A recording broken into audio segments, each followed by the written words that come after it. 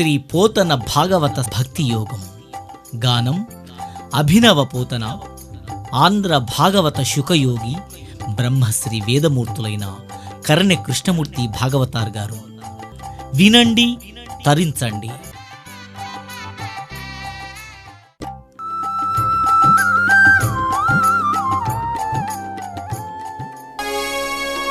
పలికెడిది భాగవతమట, పలికించు విపుడు రామభద్రుండట. నే పలికిన భవహరమగునట, పలికెద వేరుండుగాథ పలుకగనేలా. కళ్యాణాత్మకమైన విష్ణు కథల ఆకర్ణింపుతూ ముక్త వైకల్యుండెవ్వడు తృప్తుడవును. అవి వినంగా కొత్తలవుతుండు సాకల్యం బేర్పడబూసురత్తమా ఎరుంగంబల్కవే రుక్మిణీ కళ్యాణంబు వినంగా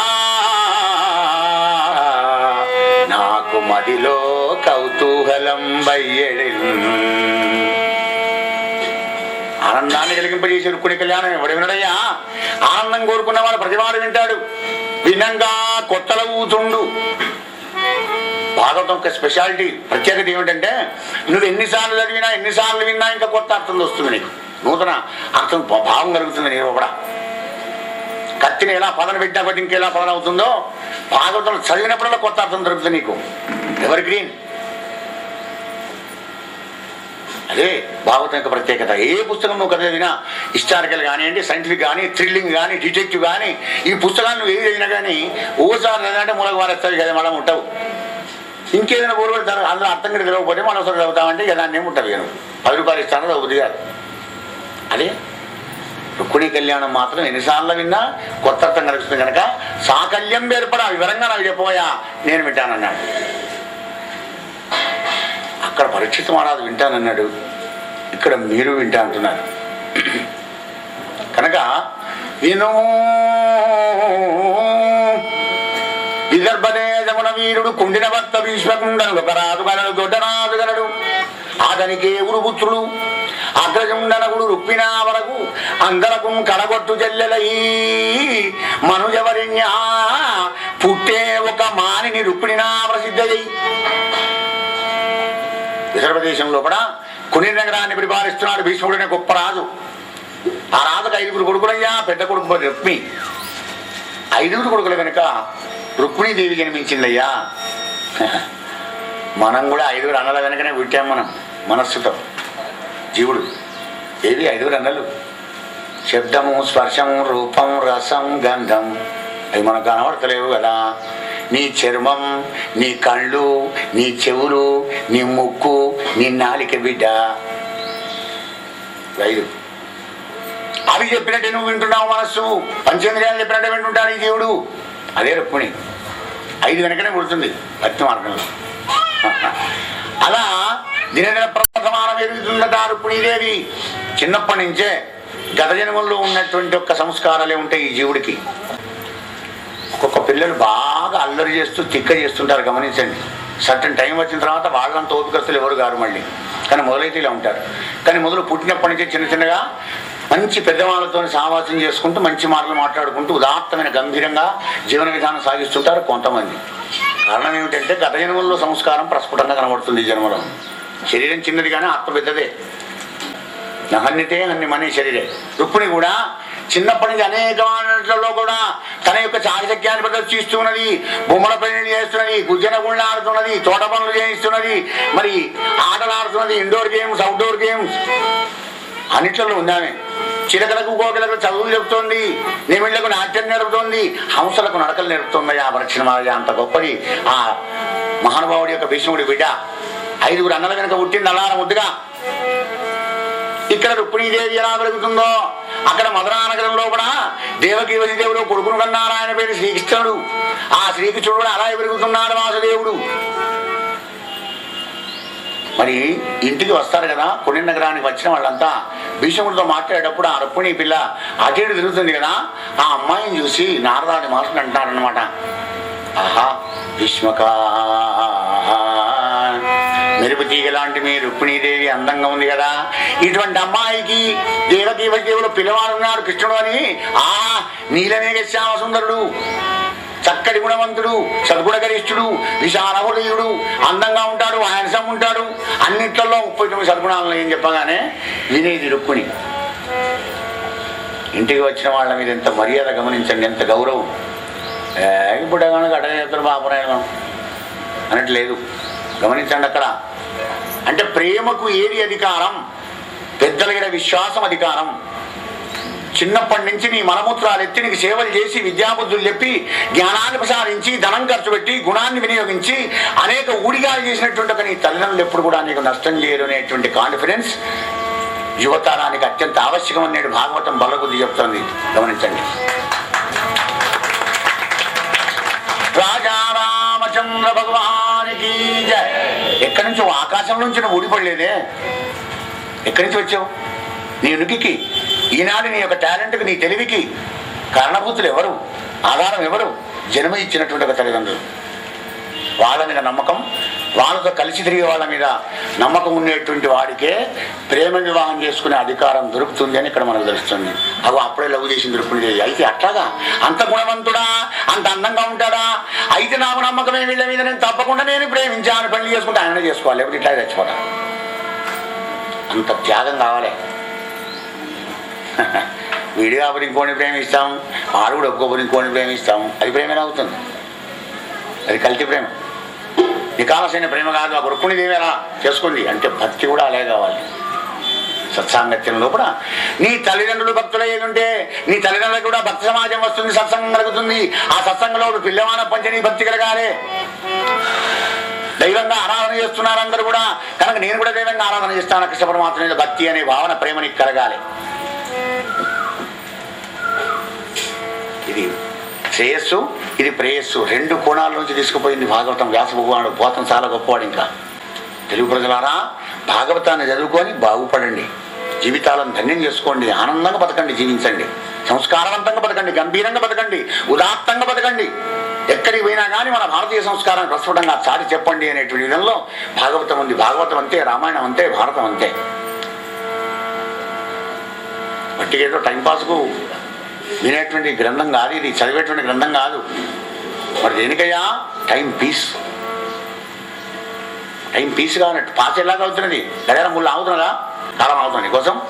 కానీ జరిగే టైం, పాస్ అయ్యే టైం కాస్త నీకు పీస్ కావాలి నాయన. పీస్ అంటే ప్రశాంతత. ప్రశాంతత కావాలంటే ఎక్కడ ప్రశాంతత అక్కడికి పోవాలి. ఎక్కడ ఉంది? ఆయన దగ్గర ఉంది. 14 కోణాలకు అధ్యక్షుడు అయినా కానీ ఆయనకి ఏం టెన్షన్ లేదు, బీజీ లేదు, నేను చేస్తున్నానే అహంకారం లేదు భగవంతుడికి. కనుక ఆయన దగ్గరికి పో, ప్రశాంతంగా ఉంటుంది. ఆయనతో సావాసం చేయి, ఆయనతో స్నేహితం చేయి, ఆయనతో ఏడు, ఆయనే తిట్టు కావాలంటే ఒకసారి తిరిగి నవ్వుతాడు ఆయన. భగవంతుడు అంత గొప్పవాడు. అలా ప్రేమించింది. చిన్నప్పుడు ఇద్దరికి ప్రేమలు కలిసినాయి. మరి ఇక్కడికి వచ్చిన వాళ్ళు అక్కడికి పోకుండా ఉంటారు ద్వారకా నగరానికి. అక్కడ పోయి దేవకి వదిలి చెప్పగానే కృష్ణ పరమాత్ముడు విన్నాడు. అవునా, అంత అందంగా ఉండదు అమ్మాయి? ఆలలన రూపు బుద్ధియు శీలము లక్షణము గుణము చింతించి తగన్ బాలా రచనము తనకిల్లాలుగా చేకొందుననుచు హరియుందలచే ఆ లలన శీలము లక్షణము గుణము చింతించి. గమనించండి, character is most important about love marriage. గుణం ఉంటే ధనం వస్తుంది, కానీ ధనం ఉంటే గుణం కావాలంటే అక్కడ నీకు రెస్పాన్స్ లేదు. మంచి గుణం కావాలి, అదే కరువైంది ఇప్పుడు. మంచి ధనం 6 లక్షలు పెట్టాలని వస్తున్నారు, కానీ 1 లక్ష పెడితే నేను చేసుకుంటా అమ్మాయిని. కానీ అమ్మాయి కొంచెం నలుపుంటుంది అమ్మ. మరి నలుపుంటే ఏంటి? సంసారం చక్కదనం కావన్నా 7 పెట్టాలని అడుగుపో. మరి 7 లక్షలు అయితే ఓకేనండి. అంటే గుణం వద్దయా, మాకు ధనం కావాలి అంటుంది దౌర్భాగ్య పరిస్థితి. ధనం ధనం ధనం ధనం. ధర్మం లేదు కానీ ధనం కావాలి. రాజా రామచంద్ర భగవానికి జై. అయ్యా అప్పుడు ఆ విధంగా కృష్ణ పరమాత్ముడు అనుకున్నాడంటే, ఆహా దాని గుణం ఎంత చక్కటిది, అయితే ఆ అమ్మాయిని ప్రేమించి పెళ్లి చేసుకుంటాను ఎప్పటికైనా కానీ అని ఇక్కడ ఆయన అనుకున్నాడు. ఇద్దరు అనుకుంటేనే లవ్ మ్యారేజ్ అవుతుంది, ఒక్కడు అనుకుంటే కాదు. మరి నేను ఎంతో ప్రేమించాను అని చేసుకోలేదా అమ్మాయి? నేను బతికెందుకే అని విషయం తాగి చచ్చుడు కానీ, అగ్గిలో గాజును పోసుకొని చచ్చుడు కానీ, ఉరి పెట్టుకొని చచ్చుడు కానీ కనబడదు మనకు ఎక్కడ భాగవతంలో. అది అజ్ఞానం. అవివేకం. బంధువులంతా కూడా కృష్ణునికి ఇస్తామనుకున్నారు. భీష్ముడు కూడా ఆనందపడ్డాడు. ఆహా, కృష్ణుడు లాంటి కొడుకు ఎక్కడ దొరుకుతాడు, అందంగా ఉన్నాడు, దేవుడు మంచిది. కానీ పరిశ్రమగా ఆ యొక్క రుక్మిణాడు మాత్రం శిశుపాలుడైన తన మిత్రునికే ఇస్తామని అనుకుంటున్నాడయ్యా. అన్నలు నాడు నేడు ఎప్పుడైనా అన్నలు క్రాంతిస్తామని చెల్లెళ్ళకు కృష్ణుడికి ఇచ్చిన కూర్చొని అంటే నేను నా మిత్రుడు ఉన్నాడు శిశుపాలుడు, వాడికిచ్చి పెళ్లి చేస్తా. కృష్ణుడి దగ్గర ఏమన్నది వీరత్వమా, శూరత్వమా, అహంకారమా?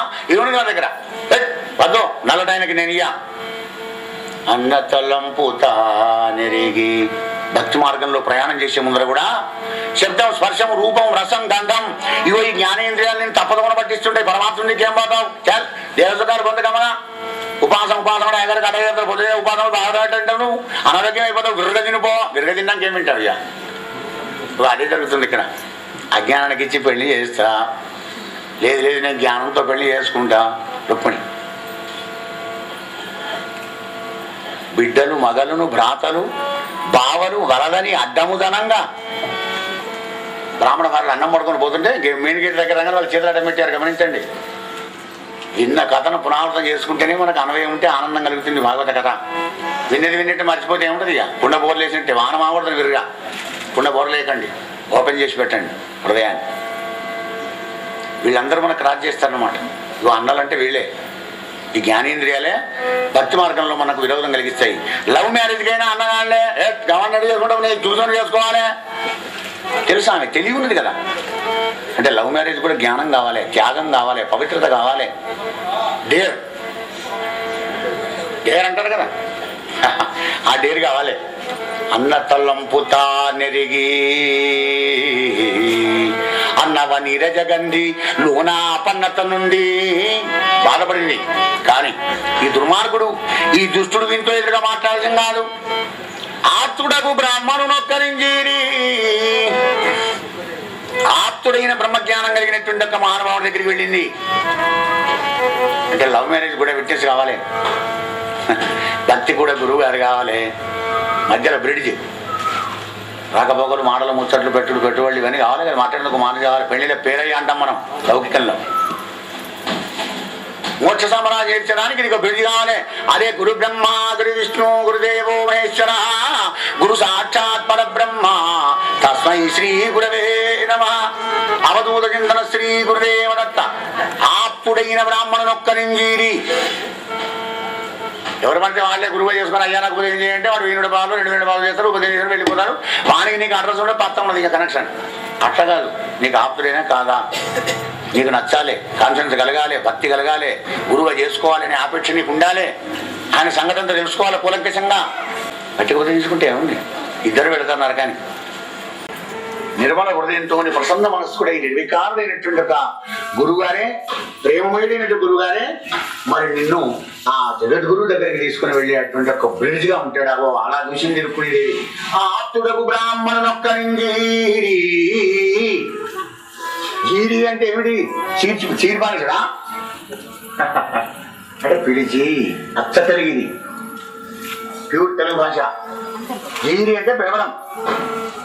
మహానుభావ బ్రాహ్మణోత్తమ, గర్వ సంచన్నుడు రుక్మిణేయుడు నన్ను చైతునకిచ్చేదనంచున్నా చక్రికి నిన్నగింపుమా.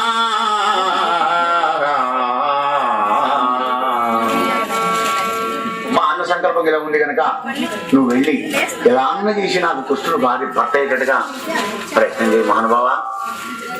పెళ్లిలో పెరయ్యి అనుకోండి, సద్గురువు అనుకోండి, 2 యాంగిల్లో. ఇది లౌకికం, ఇటు పారలౌక్యం, ఇటు పరమార్థం, ఇటు స్వార్థం. స్వార్థపం చేసినా కానీ ధర్మ అభివృద్ధో భూతేషు కామోస్మి వత్తర్షవ. ధర్మానికి విరుద్ధం కాకుండా కోరికలు తెచ్చుకోవడం కూడా నేనేరా అన్నాడు కనుక ఆ భగవదాదేశంలో ప్రేమించి వివాహం చేసుకో. ప్రేమ వివాహం తప్పు కాదు, పవిత్రమైనటువంటిది, మహోన్నతమైనటువంటిది, చాలా గొప్పమైనటువంటిది, ఆదర్శవంతమైన ప్రేమ వివాహం కావాలి. కావాలంటే రుక్మిణి కృష్ణులాగా ప్రేమించి పెళ్లి చేసుకోండి ఇద్దరు.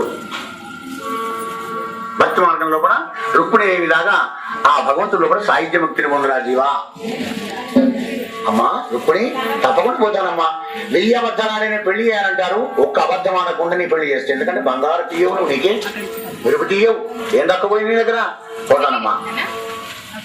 అమ్మా తల్లి మరి ఏమన్నా సందేశం రాసిస్తావా? రాసిస్తాను తగడగడగడ అప్పుడే రాసిపోతాను. ఇక పట్టుకున్నాడు. ఆయగారు బయలుదేరి ద్వారకా నగరం వెళ్ళాడు. కృష్ణపరమాత్మ దగ్గర వెళ్ళాడు. సాగరం బలికి బ్రాహ్మణి కాళ్ళ ఎవరి దేశంలో ఉంటావు, నువ్వు ఎక్కడి నుంచి వచ్చావు, ఇంత దూరమైన ద్వారకా నగరానికి చాలా ఆనందం కలుగుతుందయ్యా. నీలాంటి బ్రాహ్మణులు అంటే నాకు చాలా ఇష్టం. శాంతులకు గర్వమైన శాశ్వతం ఈ ప్రపంచంలో కూడా. శ్రీనాథుడు వచ్చి చెప్తాడు, బంధువులందరూ చెప్తారు. భార్య వచ్చి ఏడుస్తుంది పాపం. అష్ట కష్టాలు దరిద్ర బాధలు అనుభవించుకుంటూ భాగవతం రచించాడంటే ఇంత గొప్పవాడు మన పోతన గారు. శ్రీనాథుడు వచ్చి బావా సర్వంగ సింగ ఉపానికి ఏమయ్యా బంగారు కూడా పెడతావు బావా. నేనయ్యా అష్ట కష్టాలు పడ్డా మానే, ఉపవాసం ఉన్నా మానే. ఎందుకు ఇవ్వడో తెలుసునా? ఆయన రక్షణ వేరే ఉంది. ఇమ్మలు యశ్వరాధములకిచ్చి పురంబులు వాగనంబులను సొమ్ములు కొన్ని పుచ్చుకొని సొక్కి శరీరము వాసి కారు చే సమ్మెట మోడులంబడక సమ్మతి శ్రీహరికిచ్చి చెప్పి ఈ బమ్మెర పోతనాదొకడు భాగవతంబు జగద్హితంబుగా. నా తెలుగు ప్రజలందరికీ ఆనందపడాలి, అందరూ ఆనందంగా ఉండాలి. నా దేవుడు నేను ఎప్పుడైనా రాలిపోయేవాడిని. ఎంత గొప్పవాడు చూడండి ఆయన, ఆ మహానుభావుడు పోతన. ఆయన రాలిపోయినట్ట అమరుడు. పోతనా పోతనా పోతనా అడనే ఎక్కడి పోను అర్థం ఒక్కటి. నేను ఓడరా ఓడరా నీ భవసాగరా అని నేను పడవనరా. పోతం అంటే ఓడ పడవ. అంత గొప్పవాడు కనుక మరి ఆ సందేశం ఏమిటో రాయవమ్మా. సందేశం రాసింది. అంటే శిష్యుని యొక్క లక్షణాలన్నీ తెలుసుకోవాలి గురువుగారు. శిష్యుడు ఏ మార్గంలో భగవంతుని ఆశ్రయించాలి, అటువంటి నా శిష్యుని కనుకరించవయ్యా పరమాత్మ అని గురువుగారు ప్రార్థన చేయాలి భగవంతుడు. అదే ఇక్కడ జరుగుతుంది. రాశిష్యుని పట్టుకొని వెళ్ళాడు కృష్ణ పరమాత్మ దగ్గరికి. బ్రాహ్మణి దేవుడైనటువంటి బ్రాహ్మణ ప్రియుడైన పరమాత్మ కాళ్ళు గడిగి ఆనందపడుతున్నాడు. సంతోషంగా ఉండే బ్రాహ్మణుడు నాకు ప్రాణమయ్యా, వానికి నమస్కారం చేస్తానన్నాడు. బ్రహ్మ పదవి అంత గొప్పది. అగ్నిదేవుడు మాట్లాడలేదు. ఏం బ్రాహ్మణ సంశయం చేస్తున్నావు? నిజంగానేనయ్యా, నువ్వు వచ్చిన పని తప్పకుండా చేస్తాను, ఏం కావాలనో చెప్పు, చేతులు చేశారు అయితే చెప్తా అన్నాడు. భగవంతుని దగ్గర అభయం తీసుకున్నాడు. అగ్నిజ్యోతనుడు ఆ బ్రాహ్మడు ఎవరయ్యా? అగ్నిజ్యోతనుడు. అగ్ని వలే ప్రకాశించే గురువు గారు కావాలి. నిద్రమపురాలు ఏమిటి చేశాడు? వానికి జ్ఞానం లేదు, నీకు జ్ఞానం చేస్తాడు. పెళ్లిళ్ళ పేరుకైనా టాలెంట్ ఉన్నవాడిని పంపాలి. వీడోటంటే వాడు అక్కడ నాట పెళ్ళంటే తీసుకుపోతుంది. మంచి జ్ఞానం కలిగినటువంటి వాడిని వీటిని చూసుకోవాలి. పంపింది రుక్కుని లవ్ లెటర్ ఇచ్చింది. భరతను వెళ్ళాడు, కాళ్ళు గడిగాడు కృష్ణుడు. అభయం తీసుకుని రాదు చెప్తున్నాడు అనమాట. కృష్ణ ఇతర ప్రదేశాధీశ్వరుడైన భీష్మకుండనే రాజుగలడు. ఆ రాజు కూతురు రుక్మిణి అని కన్నిక ఆమనగలదు. ఆ ఇందువలన చెప్పడం చూడండి. ఆ ఇందువలన అంటే చంద్రముఖి. చంద్రులాగా అందంగా ఉంటుంది ఆమె, చాలా స్మార్ట్గా ఉంటుంది. మహారాజా నీకు కైంకర్యంబు చేయంగోరి వివాహ మంగళప్రదస్తంబైన ఒక్క సందేశంబు విన్నవించే అవతరించు మా కృష్ణ. లవ్ లెటర్ ఏమైనాడు అయ్యగారు? బ్రాహ్మణోత్తమ, నీకు నాకు వేరే ఉన్నదా? నువ్వే తీసుకువచ్చి ఆ ప్రేమ సందేశం, ఆ లవ్ లెటర్ ఏందో నువ్వే చదవరాదా? వింటానన్నాడు. లేకపోతే మన నోట దుబ్బే ఇంకేమున్నది? ఆమె రాసి ఆయన చదువుకునే మనకేమున్నది సందేశం? అయ్యగారు చదివితే కదా ఆ సందేశం మనకు తెలిసేది. భగవంతుడు ఎంత కరుణామయుడు చూడండి. అయ్యగారు చదువుగా అన్నాడు. అయ్యగారు చదువుకోతే మనందరికీ ఏమి శూన్యమే. చదువుతాడు అయ్యగారు. కృష్ణ ఏ నీ గుణములు కర్ణేంద్రియములు సోక దేహతాపంబులు తీరిపో. గుణం మొదటిది. గుణం లేని ఏది లేదు. మాధవా ఏ నీ శుభాకారమిక్షింప కన్నుల కకిలావంబు గలుగుచుండు. గుణం చక్కగా ఉంటే స్టాచ్యూ విగ్రహం కూడా అందంగానే ఉంటుంది. ఈ అందమైన శరీరం కానీ, కురూపు శరీరం కానీ, రోగి శరీరం కానీ ఇవన్నీ కూడా మనం రెండుకు తెచ్చుకునేవేనా జీవా అంటుంది భాగవతం. దేహభృతాంబర అని సంబోధిస్తాడు భగవద్గీతలో.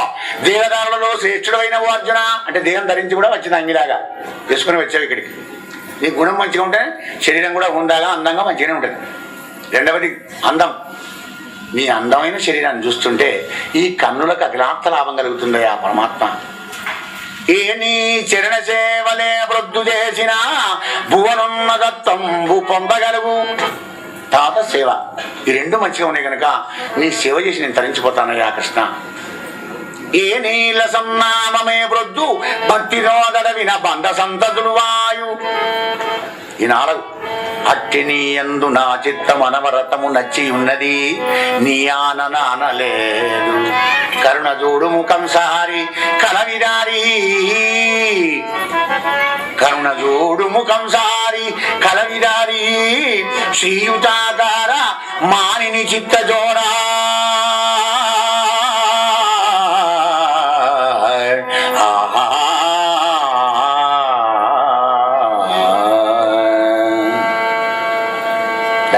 కొంచెం రిక్వెస్ట్ చేస్తుంది. ఆ లెటర్ చూడండి ఎట్లా రాసిందో. ఐ లవ్ యూ అని రాసింది అప్పుడే మోడికే. నేను నేను ప్రేమించానని అంటున్నా అప్పుడే. నీ గుణం నచ్చింది, నీ అందమైన రూపం నచ్చింది, నీ నామం నచ్చింది, నీ సేవ నచ్చింది కనుక అట్టి నీ యందు నా చిత్తమనవరతము నచ్చి ఉన్నది నీ ఆన. నీతోడుగానే అబద్ధం ఆడలేదు నేను. జరా కరుణ చూడు. వ్యాస భగవానుడు 7 శ్లోకాల్లో రుక్మిణి సందేశం పూర్తి చేస్తే మన పోతన గారు 9 పద్యాల్లో పూర్తి చేసినాడు. నవవిధ భక్తి 7 జ్ఞాన భూమికలు. ఆయన జ్ఞాన మార్గం అయితే పోతన భక్తి మార్గంలో, అంటే భక్తిలో జ్ఞానం ఉంటుంది, జ్ఞానంలో భక్తి ఉండకపోదు. 2వ సందేశం. ఏ కృష్ణ ధన్యంలో గమనోభిరాముకుల విద్యారూపతారుణ్య సౌజన్య శ్రీబలదాన శౌర్య కరుణ సంశోభిజు నిన్ను. ఏ కన్యలు కోరరు కోరదేమును రమాకాంతాల లావంబు. ఓ రాజన్యాలేకపశమ్మ నా వలననే జన్మించనే మోహముల్. 39 సద్గుణాలు కలిగినటువంటి హే అందగాడా కృష్ణ, నిన్ను ఏ కన్యలు కోరయ్యా మొదటిస్తూ నేను పడ్డా కనుక నా జన్మ ధన్యమైంది అంటుంది రుక్మిణి. ఇక్కడ ఏడ చూసినా నిన్ను ప్రేమిస్తుంది, కానీ నేను మొదలుగా నిన్ను వరించాను. రాజన్యానేకపు సింహ, రాజులనేటువంటి మదమత్తులైన ఏనుగులు లాంటి వాళ్ళకు సింహాని వయ్యానుకు. చాలా గొప్ప విరాజులు. ఒక అందం ఉంటే సరిపోదు, అన్నీ ఉండాలి. లవ్ చేసే ముందర look before you leap. Vivekananda అంటాడు, వేసే ముందర అడుగు చూసి వేరా నాయన. ప్రేమించే ముందర కాస్త కొంచెం ఆలోచించు. వాచి చేయి. స్త్రీని పురుషుడు, పురుషుని స్త్రీ.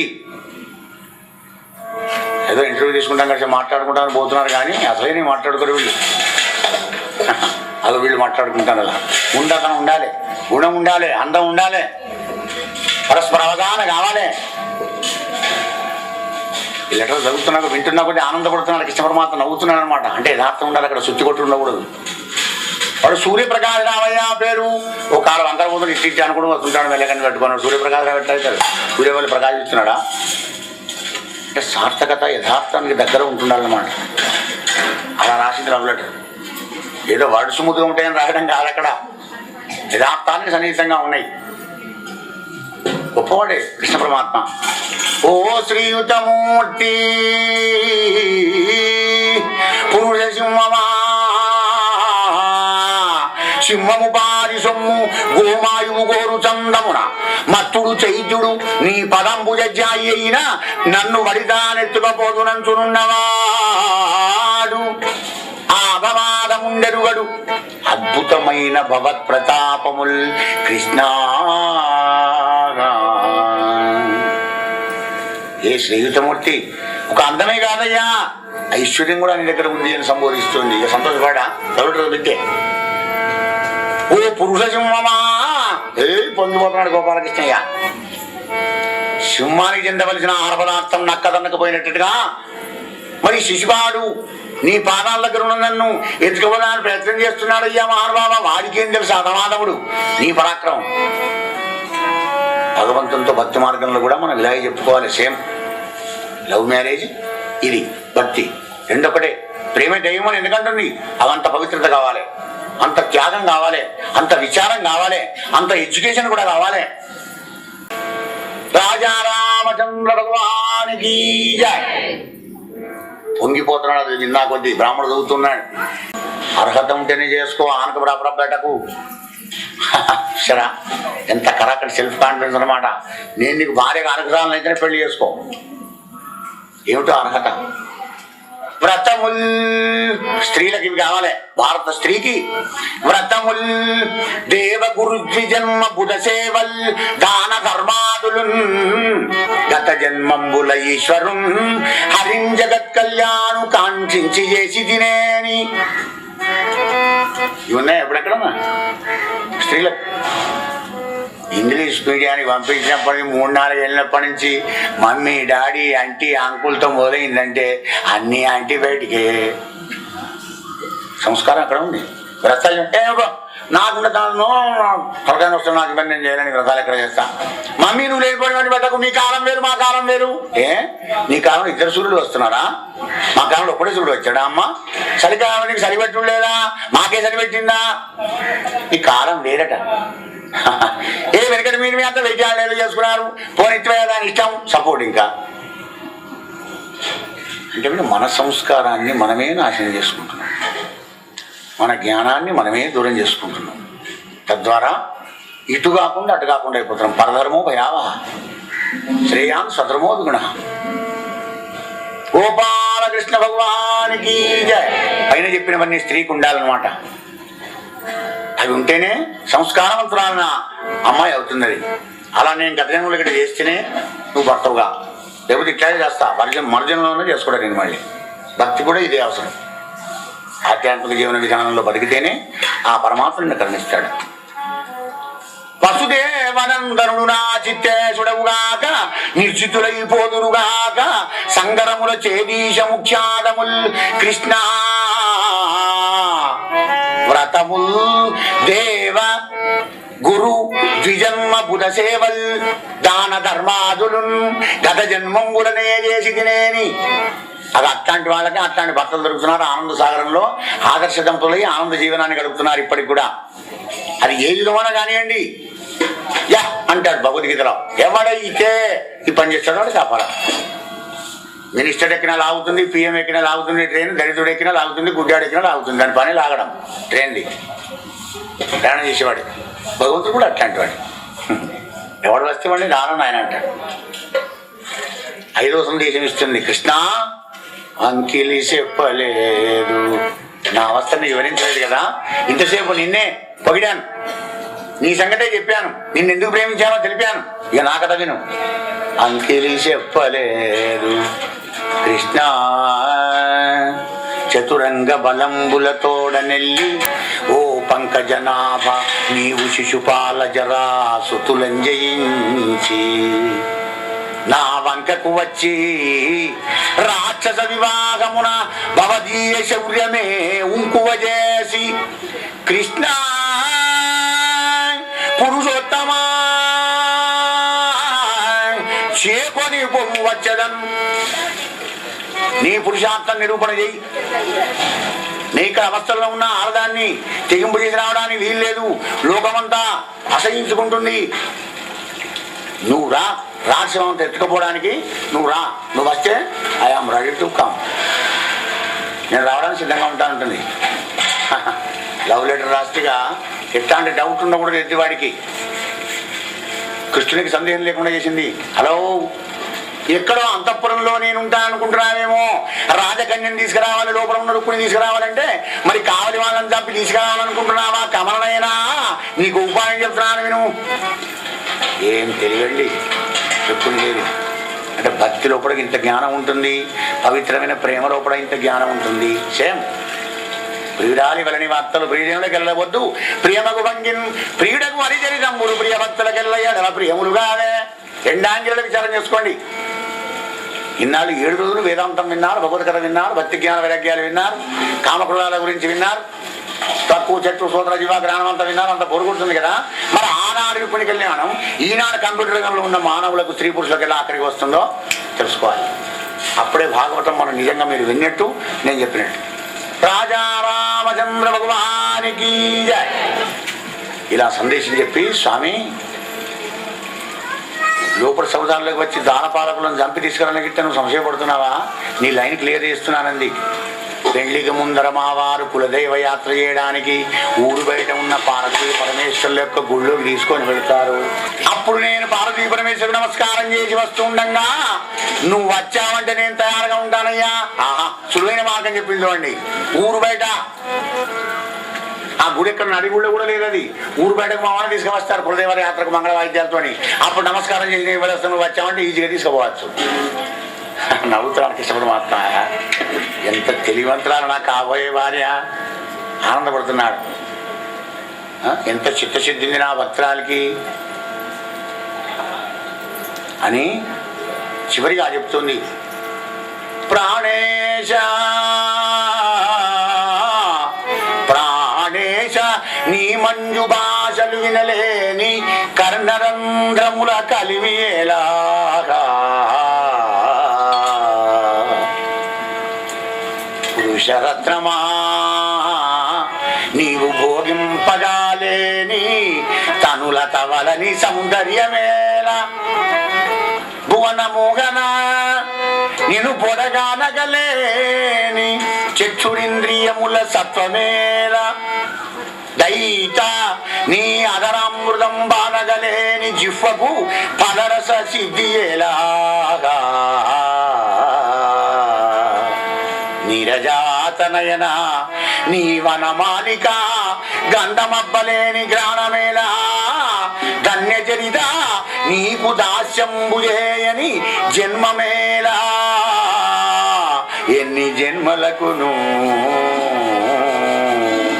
ఎన్ని జన్మలెత్తే మాత్రం ఏం ప్రయోజనమయ్యా?